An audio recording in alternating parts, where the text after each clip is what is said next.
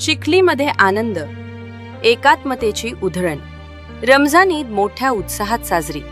पवित्र रमजान महिन्याच्या सांगतेनंतर चिखली नगरी आज आनंद, उत्साह आणि बंधुभावाच्या रंगांनी न्हाऊन निघाली. सकाळच्या प्रसन्न वातावरणात सर्व मुस्लिम बांधवांनी ईदगाहकडे प्रस्थान करत ईदच्या नमाजासाठी मोठ्या श्रद्धेने हजेरी लावली. ईदगाह परिसरात भक्तिभावाचे आणि शांततेचे सुरेल वातावरण निर्माण झाले होते.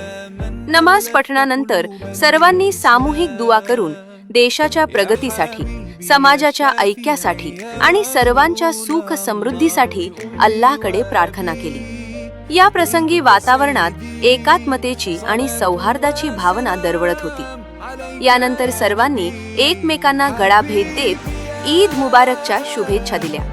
प्रेम, आपुलकी आणि बंधुभावाचा हा सुंदर संगम पाहून चिखली शहर आज खऱ्या अर्थाने सणाच्या रंगात रंगलेले दिसून आले.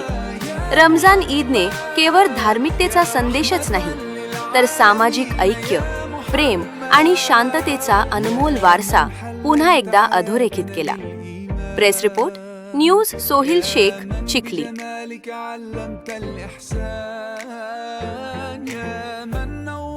قلوبنا بالقرآن يا حبيبي يا شافعي يا رسول الله بأمي وأبي فديتك سيدي صلاة وسلام عليك يا نبي حبيبي يا محمد أتيت بالسلام والهدى محمد حبيبي يا